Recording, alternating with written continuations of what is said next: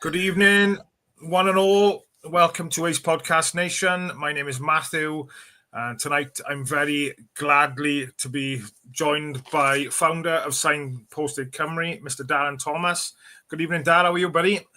I'm good, mate. I'm good, Matthew. Firstly, thank you for inviting me onto this podcast, just so we can speak about, obviously, the charity and get more reach out there so people can understand how to get support from us. Yeah, I think people will have probably watched me doing the podcast over, probably 12, 18 months now I've been doing it. Never anticipated I'd be doing podcasts as much as I am, I'll be honest. But it's another escape for me, if I'm honest. And because I've had my struggles with my mental health, is something to focus on type of thing. And, being able to do this with you now tonight is fantastic. And obviously I've known you previously and we've met up and at various times and things. So it'll be good to, dive in a little bit deeper perhaps. And just highlight the work that you guys and Signposted Cymru are doing for the local community and things. So, the more we can shout and scream about the services you provide, I think, that's what it's all about, mate. And of course, well, like I said, probably your viewers and the people that watch your podcast are there to listen to about football and Cardiff City, you know what I mean? But like from tonight, if one person reaches out, that's in a dark place, that's struggling, that's been let down by the system, they know that they can contact us and they'll get immediate support, Yeah, brilliant. For those who are tuned in, and obviously people will probably tune in when we go in, there's some information scrolling along the bottom of the screen. So if anybody does watch this at any point tonight and are struggling or they know somebody may be struggling, please pick that phone up. The telephone number is scrolling across the bottom. The email address is there as well. Please pick that phone up. You're not on your own. There are people out there who can help and support you. And yeah, no doubt, Darren, we'll go through that a little bit later of some of the services Signposted Cymru are able to offer. But just thought I'd strip it right back down, so just we can get the viewers to know a little bit about you and things. Let's strip it right back at the beginning. Where did you kind of grow up to, mate? And so born and bred Aberdeen, Aberdeen boy. Great upbringing. My parents were amazing. My grandparents. I got a younger brother. And like I said, rugby was a big thing for myself, sport. I went to St. John's, the secondary school here, and played my rugby for Aberraman as a kid, and then ended up down in Ponty Youth, at a Wales Youth Cap. Rugby was my thing, when I was in school. I didn't really care about, academic. It was rugby and military. I wanted to be in the army, I think as all young boys growing up wanted to be, shoot the baddies and that sort of thing. And that's kind of what I was. And I joined the military, joined the army, spent over 20 years in there, 15 years in Germany. Spent a lot of time in Germany with my regiment, tours of Ireland, Bosnia, Kosovo, Iraq, Afghanistan, the usual things that we've done in a reconnaissance regiment. And loved my time there, traveled the world, as they say, made some amazing mates. While I was in the military, I had two sons, Will and Carter. Will's 23 now, Carter's 15. He's upstairs. And it was quite a young dad, you know what I mean? And, back then, didn't believe in mental health. For me, I was the man up brigade, very blinkered of, doesn't affect me. Was that instilled in you being in the military? Do you think that was drummed into you to be the kind of the man up? 100%, Math, 100%. That was it. If we lost anybody, tragically on the battlefield or in theatre, it was you didn't have time to mourn your friends. It was like, no, come on, get on, and we think about it at a later date. And we were taught to push it back to your mind and move on, and come on, boys don't cry sort of thing, you know what I mean? And as a kid, you fell over, my father would spit on your cat and go, come on, move on, we don't worry about it. And that's in my time, I was born in the 70s. I think that's how it was, and probably until recently, you know what I mean? And so yeah, the military did give me that sort of stiff upper lip, you know, and as a person, you know, my integrity, you know, teamwork, camaraderie. But I think when I left the military then, 2015, I kind of lost that bit, even though coming to the end, you're glad to leave and you're going to, you know, pastures new and new careers. That safety net is gone, you know, the institutionalization that happens to people that have been in a role for such a long time, you know, and I did struggle for the first, I'd probably say 3 to 4 months before, you know, when I got out. Was in the sense of the structure and the routine had completely gone and you weren't. Yeah. So if you think about it, I think I kind of like relate it to a sportsman. You know, you're told where to be, what to wear. You follow a set of orders. You know what I mean? And you've always got somebody above you telling you what to do. You know what I mean? And I think it's the same as a sport. You know, over the years now, you know, while doing the job that I do, is speak to a lot of ex-professional sportsmen, and that's where they're like. You know, they say they play the last game on a Saturday, the adulation, the plaudits, and then Monday morning, it's like, what do I do? You know, and you'd be surprised how many sportsmen out there kind of relate themselves to the military because of they lose that camaraderie, you know, unless they've gone into something new. But, you know, a lot of people, like the veterans we have on the streets around the UK, they lose their identity, you know. Yeah, it's scary. I'm going to dive in and out of the comments as we go, because they do come in thick and fast. But just some of our regular viewers that do tune in, so I do like to mention them. Evening, Matt, and welcome, Darren. Thank you for your service. Evening, gents. Looking forward to this one. Graham says, good evening.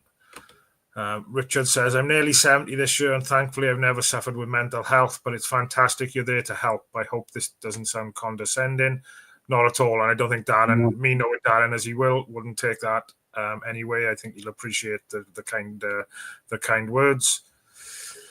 Rhys David Evans again also says, also must be hard as you're surrounded by mates and then one day, you know, you're all alone type of thing.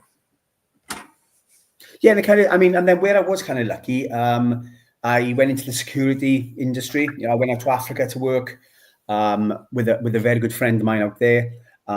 So it was in Sierra Leone. You know, on a great contract out there, and all the guards that I was looking after were ex-Sierra Leone army. So I still had that military structure. You know, my boss Tom Johnson was ex-Hereford, so everything was run military-wise. And then when I left there, I went to Germany to work for the US Army as a consultant out in Mannheim. And again, I was in a military environment, so I still had that kind of ethos of teamwork, you know, integrity, and I found it really, you know, it kind of took my mind off, you know, not being in the military. And then from there, then that same company, PAE, I went out to work for them in Afghanistan. And I think then out in Afghanistan is when I really felt my mental health starting to deteriorate. My partner was pregnant with my daughter, Kangwen, and it was really tough, like, you know, to be away for such a long period of time. We only had 2 R&Rs in that year period, which was 21 days. And I started feeling thoughts that I never had before. You know what I mean? And when Kaiman was born, I knocked her on the head and I came home. You know, I came home to work, and I took up a role then as the close protection officer for James Dyson, the Hoover guy. And there, then I think that was the point where I started to have my breakdown. It was long hours. I was working with ex-police officers as part of his security team, who are again a different outlook to what the military did. You know, I'm not slagging off the police. Probably a lot of people will. But their work ethic was different to me, you know, where I want timings, you know, you know, you ask my partner now, Laura, she's like timings. And I'm all about timing. I'll always be early. And they couldn't do that. And I suppose that again, that's come from disciplines you've had. Yeah. And which comes second nature, you know, because like I said, you know, from such a young boy soldier, you know, being told to get up at 6 o'clock in the morning, get your ironing done, do your fizz, you know, have a shave, it's drummed in for a reason, you know. And I think, you know, that's where I think the military at the moment, speaking to old friends of mine that are still in, they've kind of lost that. Funny enough, I was going to Pen around Christmas time on a challenge, and there were some soldiers coming down, and they all had beards. And I was like, oh, you're reservists, you lads? They went, no, we're full-time. I said, have you got a beard? Oh, there was a vote done, and now we can have beards. And it just blew my mind. You know what I mean? Yeah. There's a comment here that we'll come back to. Lorna says good evening as well. Lorna. Graham says, I think things will get bad with cuts proposed by the government targeting mental health. The things written in the media are ridiculous. I think obviously we had a quick chat before we come on live, and is that something we can talk about maybe a little bit later about some of the of course. things? Yeah, 100%. happy days. We'll park the bus on that one, Gray, and we'll come back to that a little bit later because Darren's got some information which is a positive for me, and hopefully is a massive positive for Signposted Cymru and those who are struggling in and around our communities. So obviously you come out to the army, then you found you were having your struggles in a dark place. So what kind of led you down that? Obviously, we know what led you down that path, but what kind of things then started ringing alarm bells for you, mate? So again, it was little things like the depression was setting in. So again, which I didn't believe in, and I'd been in a crowded room and I'd have to take myself away. Loud noises were starting to play on my mind, and my ex-partner would bring this up and say, are you okay? I'd be, yeah, I'm fine, And again, like most men of certain ages, we bat it off. Yeah, I'm good, I'm fine. I'm a bit tired. Again, I was making excuses for myself. I had a new baby. I had another one on the way, and I was saying, I'm tired. I'm an older dad. You know what I mean? And I just kept making excuses because I didn't believe in mental health. Yeah. It came to a point where me, my ex-partner, we split up. And one day, I just looked at myself and I thought, this isn't me. I was kind of a recluse. My friends hadn't seen me for 2 years. I was overweight. I just didn't like myself. And I remember one day I went for a run. And this is well documented. I went for a run to my happy place. It's called the Darren up in Aberdeen. It's a little mountain. And I just stood there and I thought, I can't deal with this noise, how I am, the person I am, and the world will be better without me. So I took that step. And the way I kind of explain it is it felt like minutes, you know what I mean? But what went through my head was, my little girls don't know me. My boys do. They know their dad and what I've done, but they don't. So I kind of pulled myself back. I went, right. And I sat down, I cried. I was like, right, this isn't normal. And this is now where the concept of Signposted Cymru starts, is from this point, because every organisation that I phoned turned their back on me and shut the door. Every veteran agency that should be helping a veteran, Royal British Legion, Help for Heroes, and I always name and shame them, Combat Stress, okay, Mind, New Horizons, all these big charities that emphasize and talk about mental health told me that they couldn't help me, you know what I mean? And I went to my GP, and he was a locum GP who never knew me because, again, I spent my time in the military. And she sat down in front of me and went, well, I don't know what's wrong, she said, but I don't think it's PTSD. Take some citalopram, come back and see me in 3 months. And I literally went, are you serious? I went to take my life. I was going to end my life. And that's what you can say to me. She went, well, yeah, what else shall I do? I walked out to that GP surgery and COVID started. COVID hit, 2020. So what I'd done then, Matt, I started running a boot camp every morning down the Ennis, down in Aberdeen, just for people in the mornings to get together, do a bit of physical activity, and then move on. I then done the press up challenge, and I think you've seen that, Matt. I think that's when you first kind of spoke, and the Dragons rugby got on board with it. A lot of the Dragons got on, Lee Jarvis, a couple of the Welsh rugby players that I played with, and it went quite viral, and a lot of people were taking part in it, and it was great. The camaraderie from it was good. And I remember going down to Rodney Parade, and I met with Mark Jones, who was the MD of the Dragons, and we started talking, and it was like, okay, this could be a concept. But during my the boot camps that I was running, out of the blue, the most amazing guy got in touch with me, a guy called David Gooch, and David is now the chairman of our charity.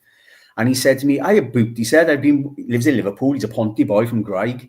And he said, I've been watching your boot camps, he said, I want to give Bobble attitude to give to the boys and girls who are taking part. So I met up with him down in Ponty, Wetherspoons one day, and I said, Dave, I'm thinking about starting a charity. He was a very successful businessman.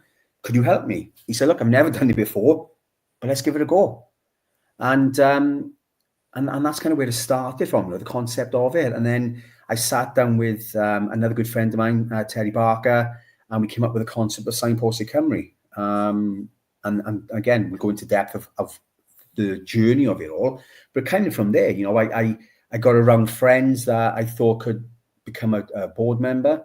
So the original board members were David Gooch, Mark Jones, Terry Barker, and Laura Davis. Laura was in the military with me. Her husband was, and they just all came on board because they loved the concept of it, And the concept was, if I can't access mental health services, with my experience and being a veteran, what about the average Joe out on the street? You know what I mean? Yeah, and that was the problem, mate. Yeah, it's bonkers. Like, I take my hat off, obviously, to you guys and the people in the military and things. What you've done, what you've seen, and what you've been through. I take my hat off to you. I couldn't do it. If I had a family member in the military, I'd be scared every time the phone rang or the doorbell kind of went, type of thing. And you're worth your weight in gold, and you should be looked after even after you've gone. And yeah, I know your thoughts on things, but we're not going to delve too deep into that. But I'm glad Gareth has tuned in. He's just put a comment on. Good evening, guys. A brilliant charity that I'm honoured to be a small part of. I think you're being a bit thing on yourself there, Gar. I think I was speaking to Darren beforehand, and I think you play a massive part, buddy. And keep painting your slates, buddy, because it all helps. Yes. How talented is he at doing that as well? It's incredible. I can't paint. Awesome. I mean, look, we'll go off key. Gareth is brilliant. What he's overcome himself, like yourself, Matt. Like I said, the people I've met on this journey, to see the full 360 that they've done and changed their lives around is amazing. You know what I mean? And that's the whole point of what we do and why I do it. I do it because I've been there. I've been at the lowest ebb. I've been right at the bottom. There's only one way you can come, guys, and that's back up. And with the help and support and encouragement, you know what I mean? And not being let down and not being told, yeah, I'll ring you back tomorrow, and then nobody rings you back. You know what I mean? Or, yeah, we'll come out and see you when you don't. That's the problem. When you're at a crisis point or where you're struggling with mental health and you don't understand it, when you're getting fobbed off, you think, well, what's the point? And what the worst case scenario is then, and the outcome is not great. Yeah. We was talking a little bit earlier as well about the percentage, I think before we come on live, about the percentage of, the suicide rates and things, and 80% of the number is males and things. Is that stigma still there for males not to open up? And do you think it's getting any better? Is there more we can do? Having that open conversation, it has to be. You know what I mean? There has to be that. And do you know what? There are some great organizations out there. Every time you put on Instagram or Facebook now, there's a new men's group out there, which is brilliant. You can't have too many because, like I said, there's so many men out there that won't speak, okay? I go around the schools, colleges, businesses, talking about mental health, talking about, trying to get rid of the taboo, trying to get rid of the stigma. And it's great when you're the likes of Tyson Fury, who will come out and openly say, I struggle with mental health. You know what I mean? And when famous people come out and say, yeah, people can then go, well, oh, okay. So it doesn't discriminate. No, it doesn't. And that's the thing. Mental health doesn't discriminate. You can be the richest man or woman in the world or the poorest. It doesn't matter. If it affects you, it affects you, And, the likes of Robin Williams taking his life, people say, well, he had everything. What have you got to be sad about? It's these trigger words that people say, and only because it's not enough education out there, But yeah, with men, Matt, I think schools now will speak a lot more about it. They have organizations like ourselves in to talk and say to them, guys, boys, it's okay. It's okay not to be okay. It's okay to have those down days. I think we all have it. You know what I mean? But it's a male demographic, I think, late 30s up further. I mean, my father's 72, right? And still doesn't believe in mental health, And there's a man who's, he's suffered all his life. He lost his parents when he was like 16 and lost my mother 15 years ago. But they will never say, okay, because they grew up in a period of time where it didn't matter. You know what I mean?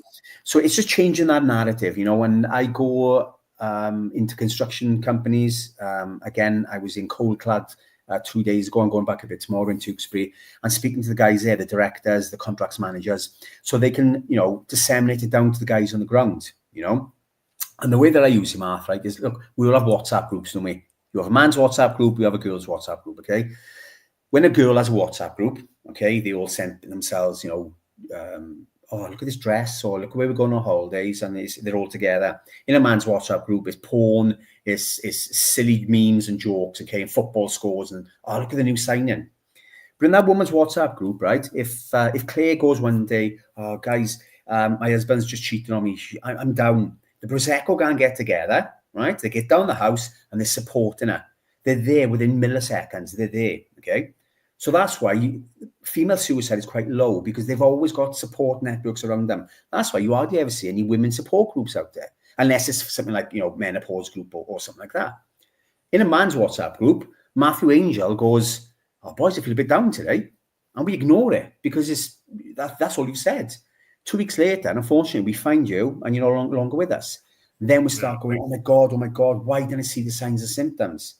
Because you never presented signs and symptoms, because we're not used to you going, boys, I'm struggling, you know, I'm depressed. Because what usually happens, Matt, is like the rugby community. Oh, come on, you dickhead. Come on, don't worry about it. Come on, you'll get over it. And that's what we do. And that's just, and there's nothing wrong with that. You know what I mean? That's how we've been brought up. But we've got to change the narrative. We've got to go in and say, well, guys, if you are struggling with something, I can listen. And that's the big thing. If you're going to listen to somebody without judgment and just listen to what they're saying, and then right at the end, then go, okay, what can I do for you?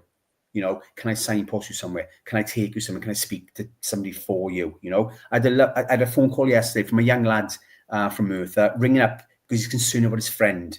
This lad was 20.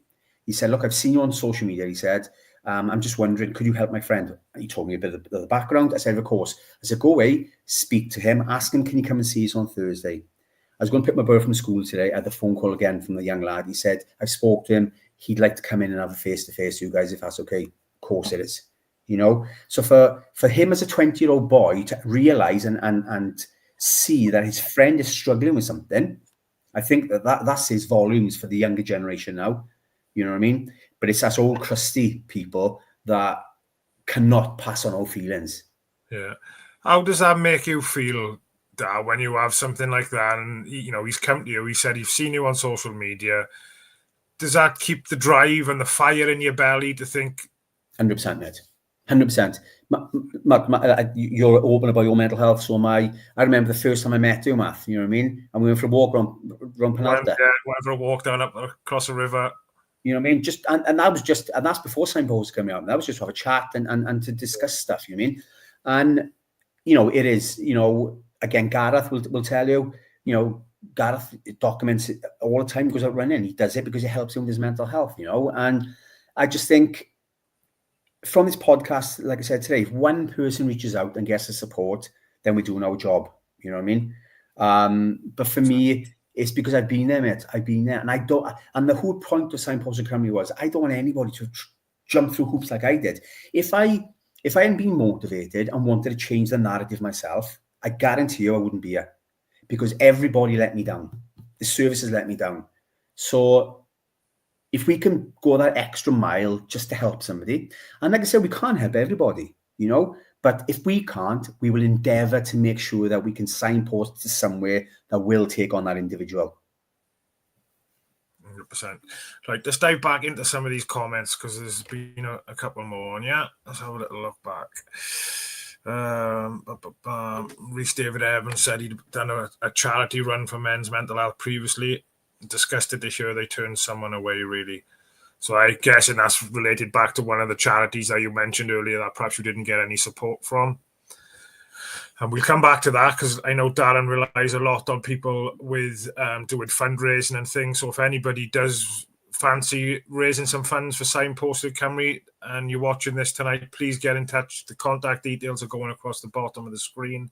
I know I've done it a few times, something riding the bike and stuff like that. Yeah. But again, I think it's important to give back. And like I said, I think the thing I took from my first meeting with you, Dar, was I've got to look after myself before I can look after anybody else.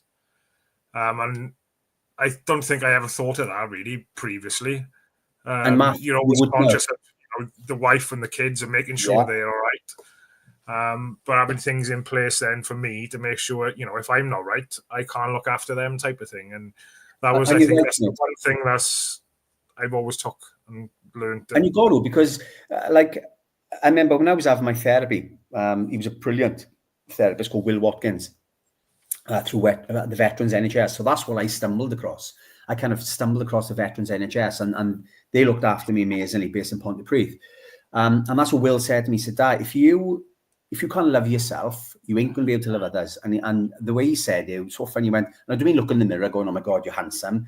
No, he said, in here. Because if you can't look after you, how can you look after others? And as a man, and I know some feminists may kick off about this, right? Because we got to watch what we say.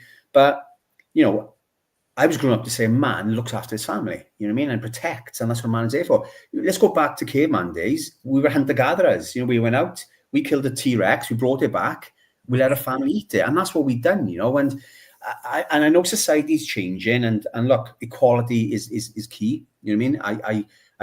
I think that everybody is equal, I think if you're a dick, you're a dick. If you're good, you're good. It doesn't matter where you come from or what you believe in.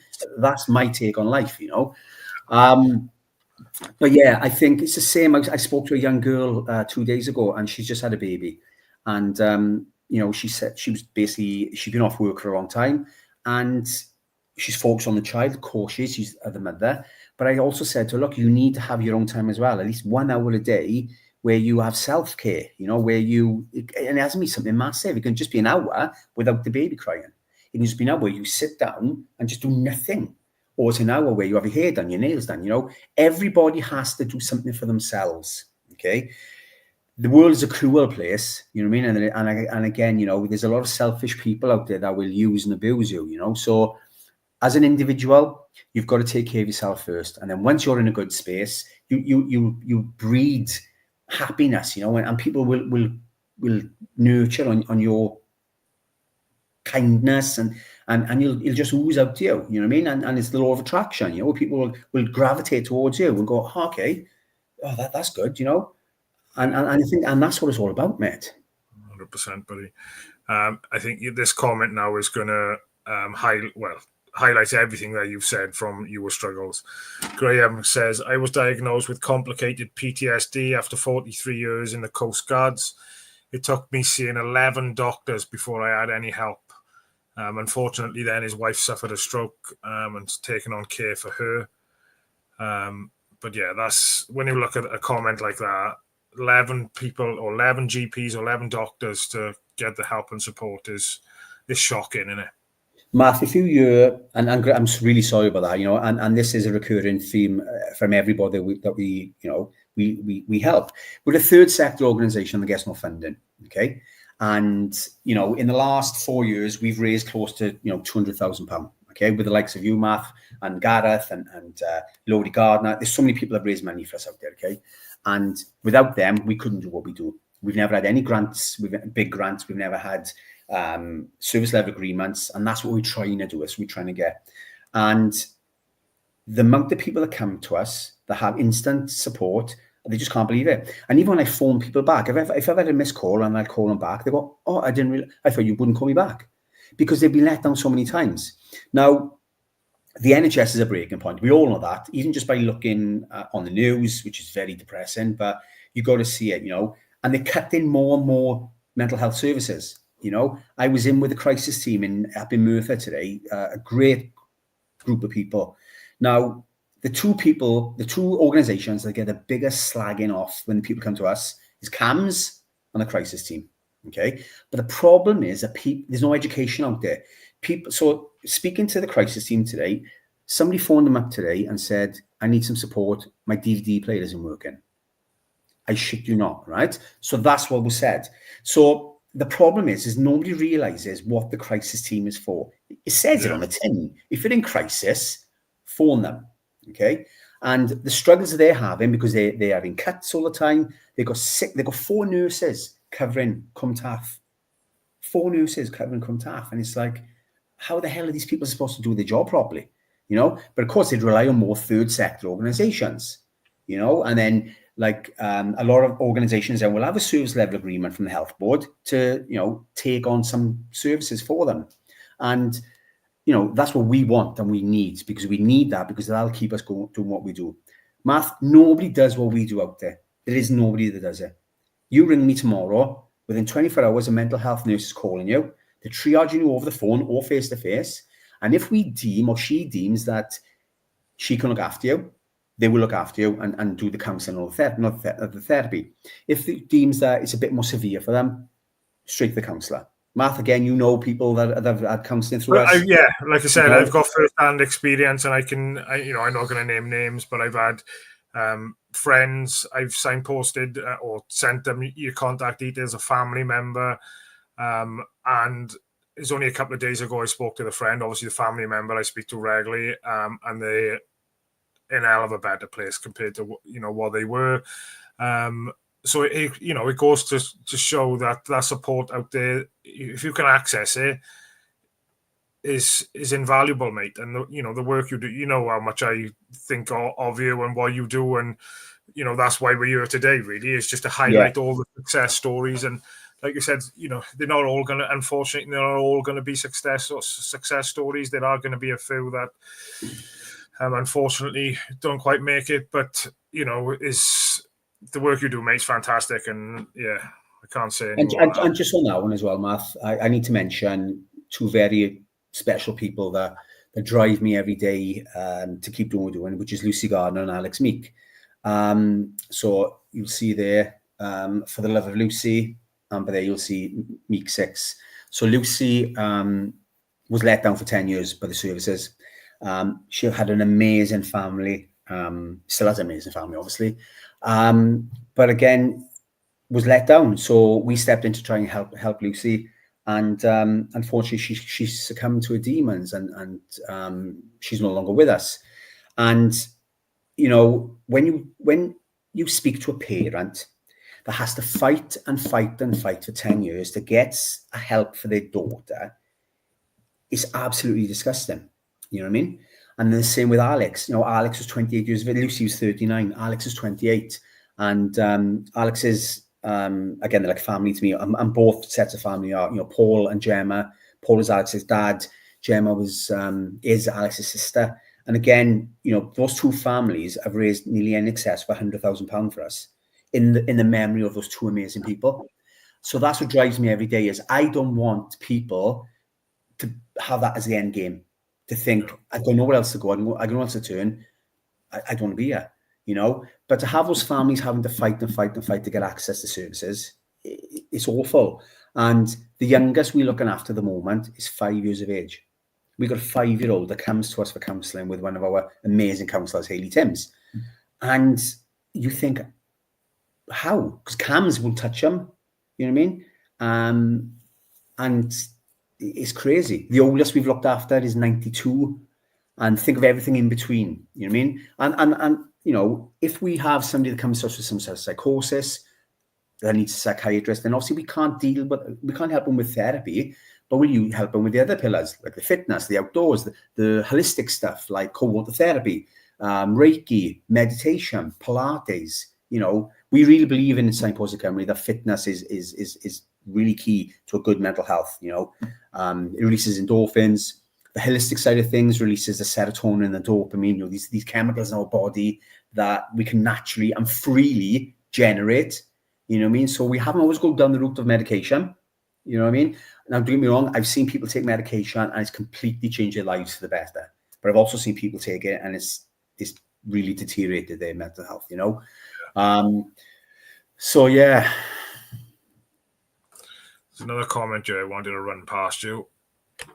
Social media is a huge part of the mental health crisis out there. Obviously, you rely a lot on social media to promote the good work you do. Yeah. But how much of an impact do you think social media has had on people's mental health in a negative sense then? Negative sense, definitely the youngsters. There's so many influences out there now. You've got these, the females and the males, this is how we should look. You know what I mean? Also social media now. When I was growing up, if you were bullied in school, that was how you got bullied. You got home, your bedroom's your safe haven, Now it's 24/7.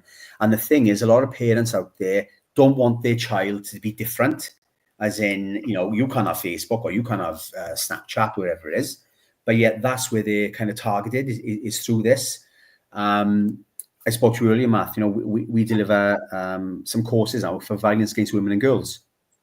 And the Andrew Tate phenomenon, you know, that's massive at the moment. You know, the misogyny out there. Young lads are being told that watching porn, that's making love, you know, and that's how we should do it. And, you know, coercive control and a woman should be, you know, beneath you and all this stuff. And that's what's generated through social media.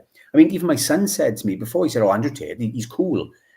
And I'm like, wow, you know, you think that. Would you let him speak to your mother like that? Would you let him do that to your sister?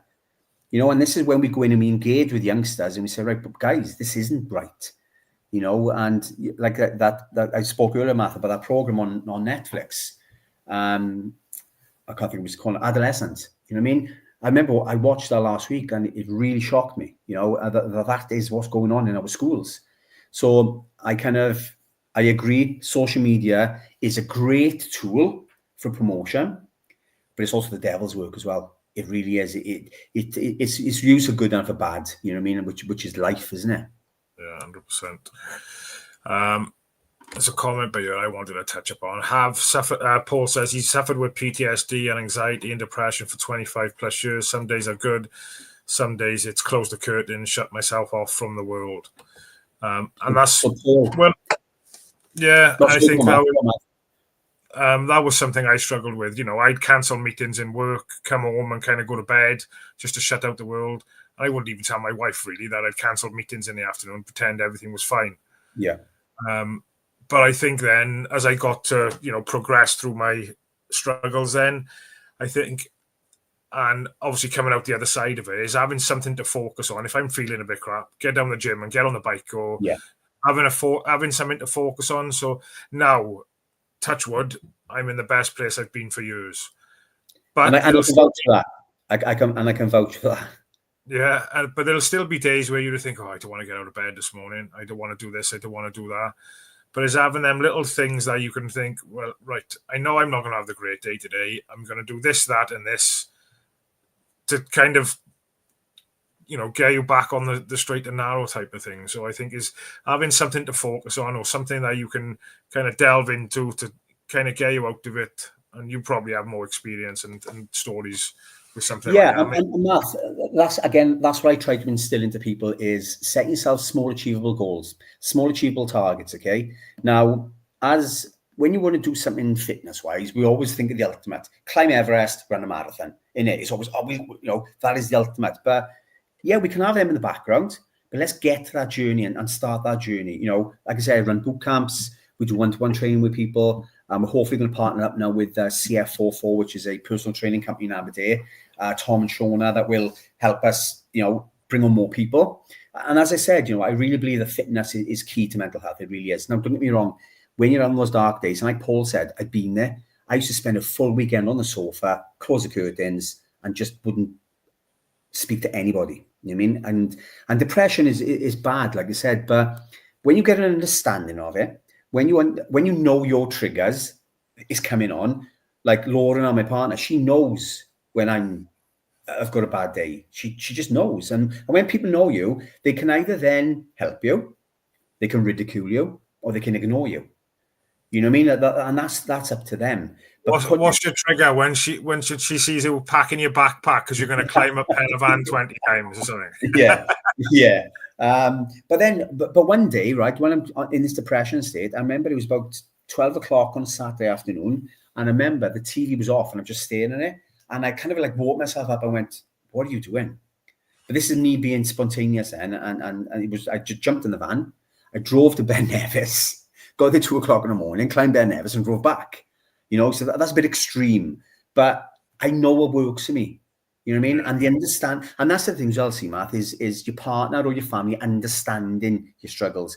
But that's where trust has to come into it and open conversations. And I know I keep saying this all the time, but it has to be an open conversation, because if you're not truthful about it, because you think, oh my God, what's going to happen? Are they going to take the piss of me? Am I going to lose my job? Look, organizations out there now are everybody's on mental health, right? Because number one, you take time off from work because of your mental health, right? If you don't look into it, the productivity in that company is going to drop. So they're invested in it. A lot of companies invested in that, right? 78% of people that go on the sick never tell the employer it's for mental health. They make up an excuse as something else. You know, and again, so what are you doing then? You're lying. Well, if you're lying, that's going to just complain your mind. And what's that going to do? Everything's a knock-on effect. You know, I've really learned over the years is to be upfront and honest and just be open about it. I was with my employer, and I can't praise them enough, because if it weren't for them, I don't know where I would have been. And they were absolutely brilliant with me. I was working for Educate Training at the time, local training provider, and they were absolutely brilliant. I know you've got a couple of friends there now at the moment as well. Well, we're going to take them on a Welsh Street Peaks now in September. Oh, awesome. So we're going to facilitate that. They, as an organisation, they couldn't do it. And my background previously was working for private care companies where perhaps you're just a number. Yeah. But, you know, working for that organisation and how important mental health was, you know, I shared, during COVID, we used to have great days where you kind of go out and you do like team building exercises and things. But during COVID, obviously that couldn't happen. And I was asked if I'd share my story during, we done like one of these great days online the one day, and I kind of shared my story amongst all the staff. And, you know, it's something I'm not embarrassed to talk about now. Perhaps at the very beginning, it was probably thinking, you know, I don't want to tell people that I've had my struggles. But I think once you've gone through it and you've come out the other side, you know, I'm very much like, if I can help one person, then job done type of thing. Yeah.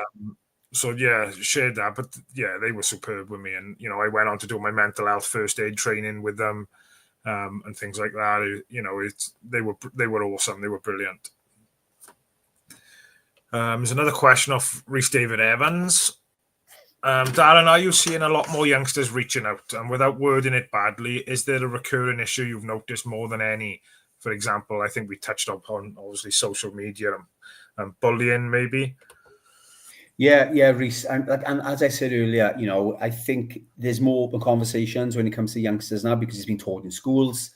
And the thing is like, and then another thing we find is if you've been brought up in a household that is 3-4 generations of domestic abuse, drugs, alcohol, you know what I mean? You're more than likely 9 times out of 10 to go down the route as well, you know, which is difficult. You know, but the thing is, like I said, more youngsters are more open. I think we got more in the age range of 20 to 30 now that we're looking after than we've ever had before. It's great, like I said, that it's talked about more on TV. It's brought up more, I think, on EastEnders, a Phil Mitchell situation.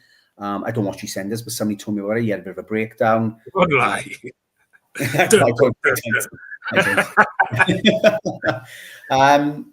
And I think that's where it's good, is because, like you said, people are not afraid now to talk about it. Back in the day, it was, you know, when I grew up, if you had mental health issues, you were in a nut house, one flew over the cuckoo's nest. That's what was perceived to be mental health, you know.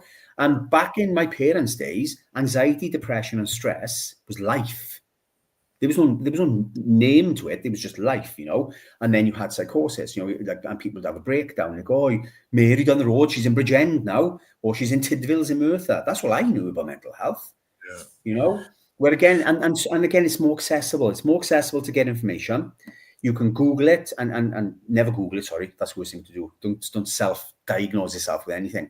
But there are more organizations, and you know, I know I've not belittled, but I've slagged off a few organizations. That's just from my personal experience. There are an amazing load of organizations out there that should be helping people. You know what I mean? Again, Mothers Matter. They're based over in the Rhondda. They for pre and postnatal parents. Okay, with struggling with mental health. Amazing. You got you know, Cancer Aid Merthyr to do with cancer. You got the CRT project with cancer, because hand in hand with cancer comes mental health struggles as well. You know, so there are great organizations out there, guys. Yeah, awesome. Is substance misuse a massive thing at the moment? Because as a parent now to children with, you know, I got a 7-year-old, a 9-year-old, and a 13-year-old, and it scares me now because I picked my daughter up from netball earlier, and you're driving around the village, and you can smell, the windows are done up in the car, and you can smell, the cannabis. My pet hate, mate. It's my pet hate. My pet hate.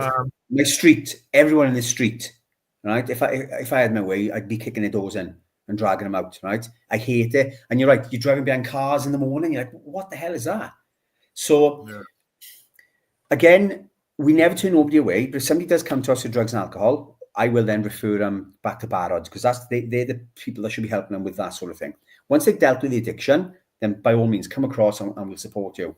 I haven't got experience with drugs and alcohol, so I couldn't really, help that way. And then when I speak to somebody that's going through addiction, they say, but it comes hand in hand. And I said, yeah, it probably does. You're using this to mask this. And it kind of does go like that. And, I feel I've dealt with a few people now with addiction, and I wouldn't wish it on my worst enemy.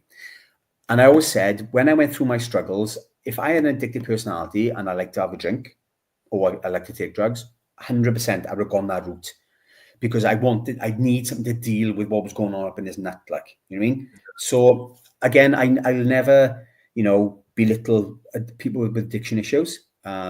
Yes, it's hard because a lot of them, I shouldn't say that, not a lot of them, certain amount of them will break the law to feed their addiction, and when you hear those stories of, robbing a house or robbing an old lady, then it elevates the disdain towards people with addiction. And then people are looking at the dirty druggies or dirty alcoholics, wherever it is, but it is a disease, and it's hard, but I think it does come hand in hand.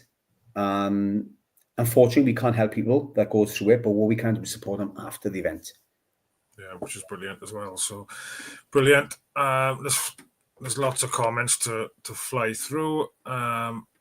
Paul went back on to say that obviously with it being Cardiff City, predominantly at our podcast, he stopped going to the Cardiff City due to the crowds and feeling anxious and leaving during games, etc. It's easy for me to say no to not going, but in the last year I've started doing the gym and taking each day as it comes. That's great, Paul. That's great, Paul.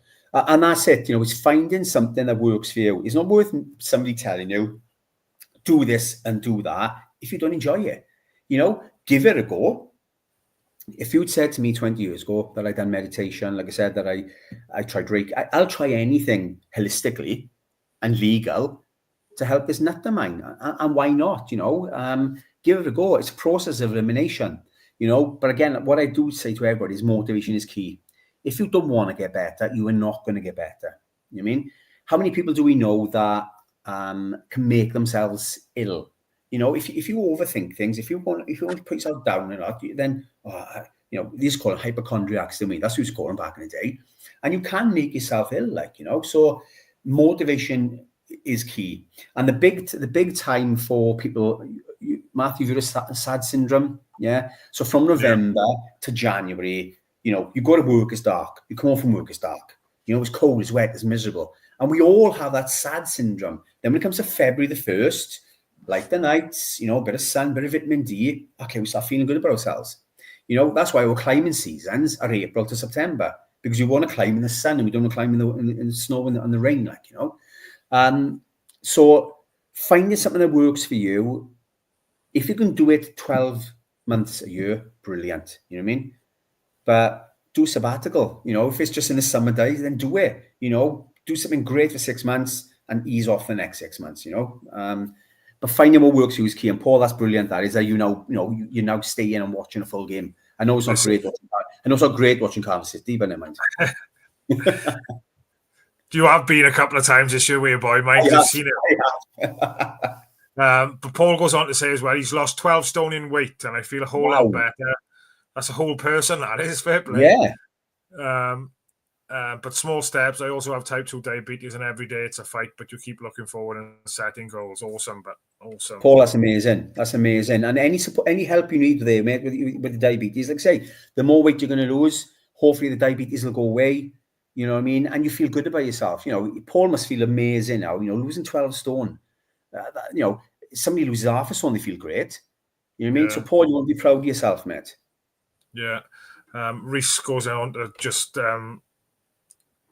say it to Paul, well done. So, and that's what's good about these podcasts now. We've kind of grown a community, and we've got a WhatsApp group as well, and everybody's involved in that. And there's I think we've got one of the boys' mothers in there, so it is mostly male dominated, but it's good because everybody looks out for each other, and that's what it's all about. And that's what these podcasts kind of started. Say the creator of the channel, and that's key, mate. Community, right? I use it all the time. Community. We've got a boot camp that we have all on a group chat. Okay. Tell us a little bit about this boot camp then, and if anybody's watching and tuned in, when does it happen? Where does it happen? So it's in Llugoed Community Centre every Tuesday and Thursday, 6 till 7. £3 per person. There's no egos, there's no gym bunnies in there. I wouldn't allow it. It's the oldest we've got is Linda, who's 72. You can bring your kids with you to train with you. It's a family-orientated space. It's 45 minutes, a bit of graft, you know what I mean? And again, releasing them endorphins, accessing mental health support if you need to, or just having camaraderie, mate, having community, and that's what I'm saying. It's like, I think COVID was atrocious. It put us back so much, right? But what it did do, it brought community back into play, where people were helping each other for a reason, okay? And not helping somebody for notoriety. Now, that's another thing I can't abide. Is help an old woman across the road with her bags and then put your hand out for some money for payment. You know what I mean? Yeah. If you want to do something for somebody, do it for a good cause. You know what I mean? And I think I got a story. There was I was taking my daughter, I think, dance or whatever the other night, and there was a chap outside my front door, and he was leaning against the wall. He was struggling to breathe. I thought he's going to have a heart attack by now, and he had 2 shopping bags with him. And he must have lived about 75 yards up the street type of thing. And I was like, I'll have your bags now. I'll walk you up type of thing. And I got to his front door. He opened the door. He went up and he was like, I used to ride up this hill when I was, 20 years ago. There's my push bike type of thing. So me being the person I am was worried. I said, I'll come back now in about half hour and check on him. He said, don't do that. He said, because I've got to come back down the stairs to go back up the stairs then, because he lived in a flat, like. But I couldn't help but worry then. But he knocked the door yesterday or the day before, I think, and he said, the push bike I've got at the bottom of the stairs, I wasn't here, my wife took the message. I'd like you, if your husband wants it, I'd like your husband to have it. He was really kind and really supportive the other night. It's not getting used. And I just thought, fair play to him. He didn't have to do that, but it's little things like that. I didn't want anything or expect anything. Do you know what I mean? Yeah. But it's little wins, mate. Like every day's little wins, okay? Look, life is tough. The world is a tough place, right? All we're hearing about is wars and everyone hating each other. To be kind, guys. Just be kind to everybody. You know what I mean? Yeah, we all have a crap day and bite somebody's head off or have a bit of road rage. You know what I mean? But just be kind and help. And that is it. And you will release those chemicals, the dopamine, the serotonin, tell somebody you love them, go give somebody a crutch and say, well done. And that's what we have to be, don't we? There's enough death and destruction in the world, but all we have to do is go, do you need any help? Because I will help you. And then just I want to go on what Gareth has created in the coffee morning, Matt. Every Wednesday, 9:15 to 11:15 in Harlequins Bowls Club up in Trecannon in Aberdeen. Gareth runs our coffee morning, okay? And in that coffee morning, he's grown it massively. And we've now got a food bank there where people can come every morning, grab some essentials to go home with, and they can have breakfast with us as well, okay? I just need more people to know about it because there's so many people out there struggling. And even if you have to travel from, I don't know, let's say you come from Penalty up to Aberdeen for the morning, free coffee and tea, cakes. His mother-in-law bakes cakes every Wednesday. That's just worth the weight in gold. Have tea, have toast, have some croissants, and then go. But in that time there, you meet the new people, that you would never met before, and you're broadening your horizon. You know what I mean? And that's what it is. And starting from next week, we're going to have guest speakers in there. So we'll have a counsellor in the next week that people can access and have a chat to. And yeah, it's building community, and I think that's the main thing, Yeah, no, it's brilliant. But fair play to Gareth, because obviously I know he's got a young family and he works as well. But again, I think it just is testament to, obviously the support he's had from yourselves, and he's given a little bit back as well. Not everybody does it, and you don't expect. As an organisation, you don't expect everybody to do it. No, we don't. But I think it goes to show how much he's valued your support, mate, and that's testament to you. And yeah, Gar, if you're still tuned in and you're still watching, buddy, keep doing what you're doing, because it's is a massive help to not just Darren, but all the guys who are struggling in the community. If it's not people out there like yourself, then it'd be more of a struggle for you, buddy, wouldn't it? No, definitely, 100%. A question for Jeff then. Jeff is our resident viewer from Ireland. He does travel over to the Wales games, but he's tried speaking to a doctor over in Ireland. Fair play, he listened, but again, all he could suggest was tablets. Jeff doesn't want to go down that route, as he has an addictive personality. So hopefully some of the things perhaps you've mentioned now tonight. Jeff, contact. Even though you're in Ireland, mate, we can give you counselling. If you need somebody to speak to, Jeff, give us a call, send us an email, and just access counselling like this. You can either do it over Teams or over the phone call. At least you'll have somebody to speak to, okay? So I don't know what the waiting is like in Ireland, but there's none with us. So Jeff, again, I'm the same. I wouldn't go down the medication route, because I believe that we can, again, when we were cavemen, we didn't have tablets and stuff then, did we? We had to just get on with it. Our bodies are very resilient, and you'd be surprised how resilient we are as human beings. You know what I mean? Sometimes you always want to take the easy way out, and the easy way out is, medication. It's like anything in it. If going round the corner is a lot harder than going through, we'll go through, right? So again, give us a call or send us an email, and let's give you some counselling. Sorted, Jeff. Take that up, bud, because it is worth your while. Rhys says it's amazing to hear people raise X amount of money, but on the flip side, it's sad that people have to raise money for mental health. This is where governments ideally would be stepping up. Yeah, Rhys, again, you reviewed the budget. Again, speaking to nurses today, nurses on the front line, how they've been cut all the time. You know what I mean? And and the hard thing is, right, we want more people to open up and speak about mental health, okay? But then when they do that, they don't get the access to services because we're encouraging them to ask. So there's where the failing is, well, you told me to speak up. I've spoke up. I'm still waiting 18 months down the line. What is the point? And this is what really gets my back up. When I've spoke to politicians till I'm blue in the face. It's like, it's a very easy concept. Just if somebody's struggling, give them help straight away. Oh, we can't, there's waiting list. Well, how can we do it? How can we do it on a budget of nothing? You know what I mean? And every year, Matt, people used to say to me, well, are we going to survive next year? I said, people believe in us. Believe me, we'll survive. And it's because of people like yourself, Matt, and like I said, all the people that fundraise for us, that's how we can keep doing what we do. You know what I mean? It's not hard. But of course, unfortunately, people look at it as a business. Well, I'm sorry, if you want to start up a charity to be a multimillionaire, then you've gone down the wrong route. But there are charities out there that are multimillionaires. You know what I mean? So, yeah, 100%. Going on about the fundraising, obviously, I know your big one every year is Nepal. Just give the viewers, some of the fundraising things people have done or you do to help raise money. Look, it's a multitude of things. It could be from a bake sale, you know what I mean? It can be anything. But my thing that I try to get people to do is the Welsh Three Peaks or the UK Three Peaks. It's quite a good challenge, and it's camaraderie again. And again, that's our main income. Like last year, we done 6 Welsh Three Peaks.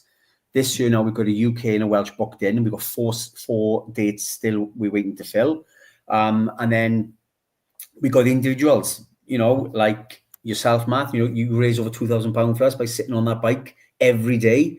You know what I mean? And I done it one day and my ass was killing me. So are you done it for that amount of time? I do not know, right? Gareth has done challenges for us. Charlotte Carey at the moment, one of our ambassadors. Charlotte is the Wales table tennis champion. Oh, sorry, she came second this year. Sorry, Charlotte. I think I was on the weekend. But Charlotte is running a couple of half marathons around Europe. Gemma Meek is running the London Marathon for us, and then she's going to be coming down the UK Three Peaks. There's so many. Oh my God. Karen over in Skewen is doing a bike ride in June. She's already raised £640, and all she done was see one of my videos on TikTok and went, I'm going to raise money for you. So it's amazing. Lorraine, she's an army veteran. If you've seen her last week, she raised £500 for us by shaving her hair off. Holly Tuck shaved her hair off. there's so many things you can do, guys. You know what I mean? We're a member of Just One Giving. thing I can't do for you, Dad. So it's very easy. Go and Just Giving, type our name in, we pop up, set up a Just Giving page. You haven't to touch no money because that money directly goes into our charity account. So nobody handles any cash.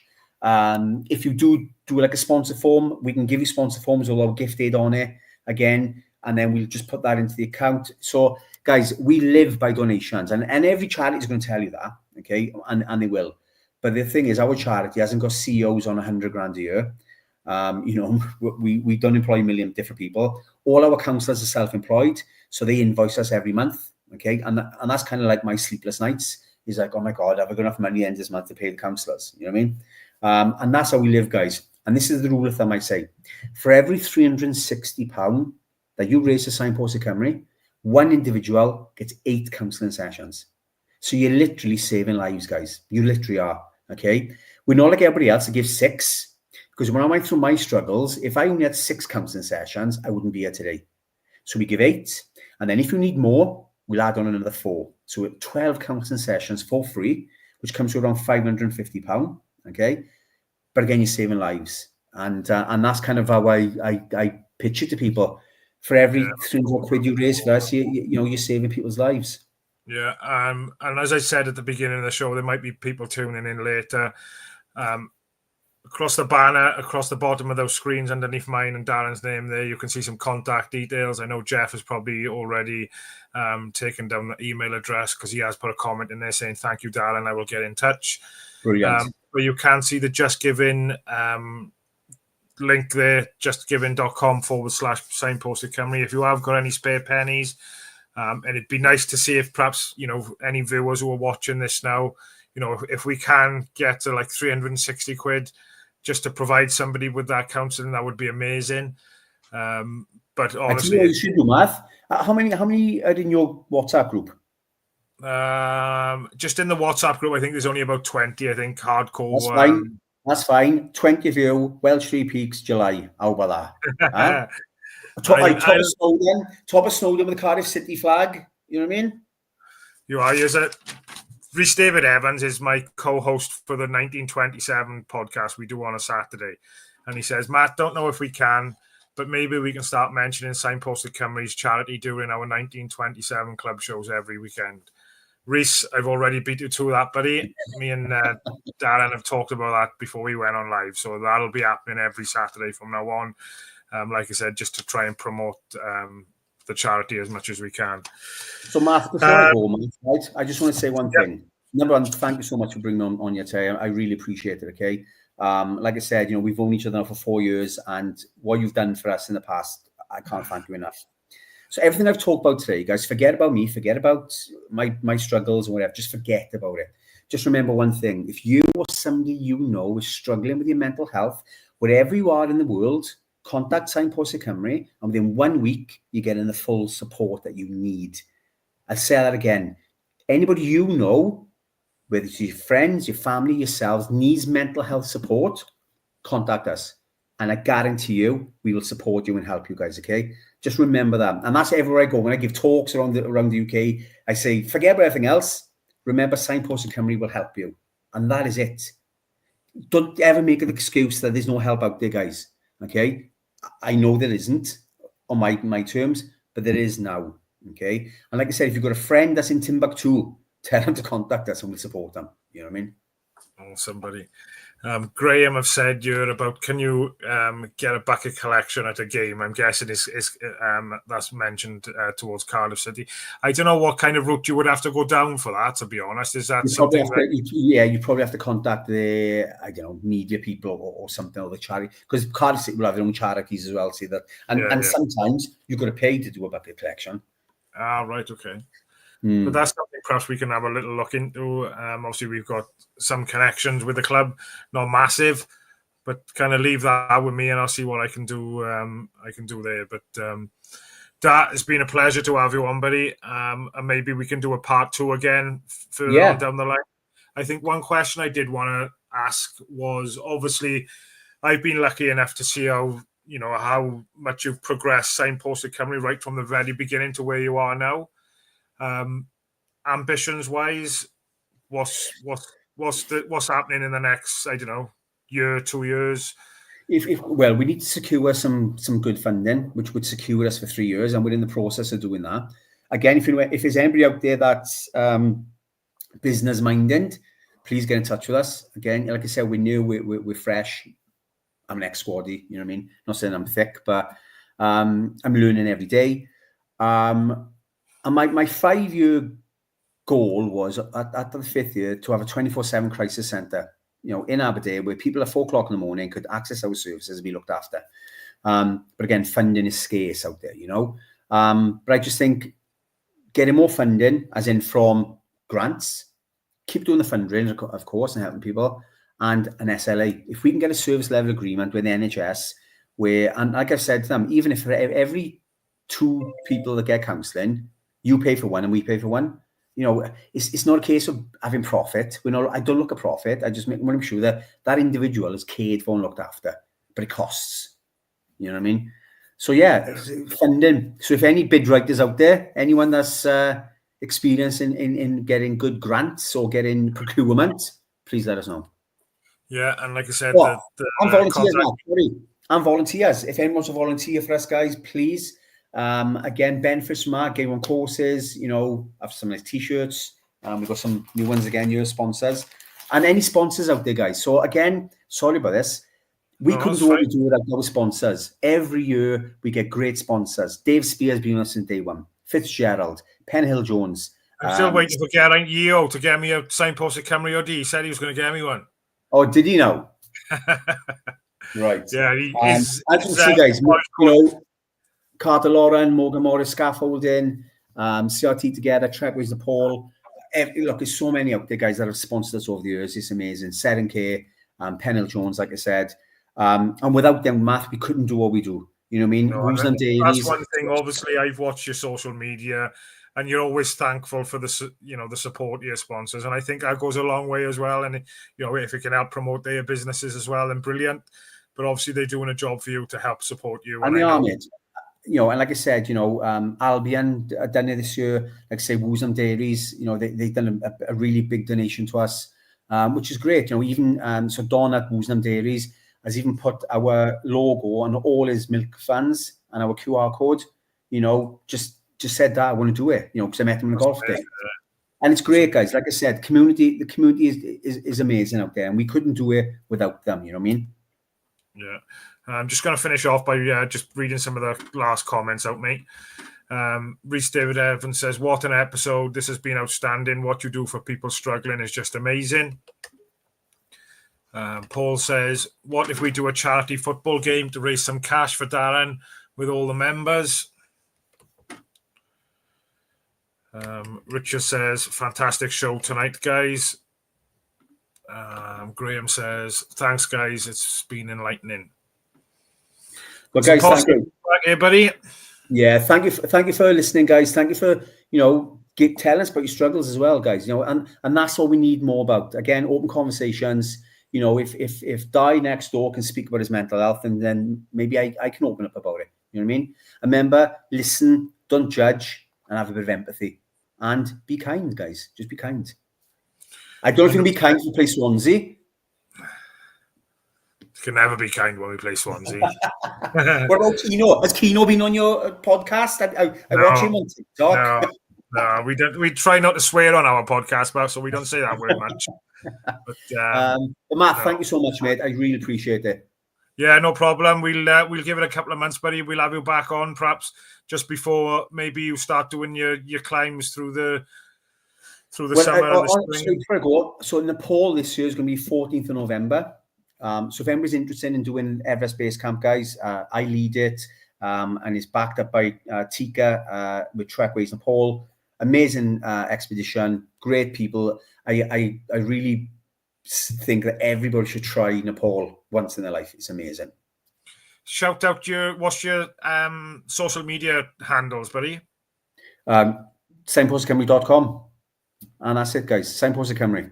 Signposted Cymru. You're on TikTok, Facebook. Yeah, Signposted Cymru, Facebook, Instagram. So please, guys, follow us.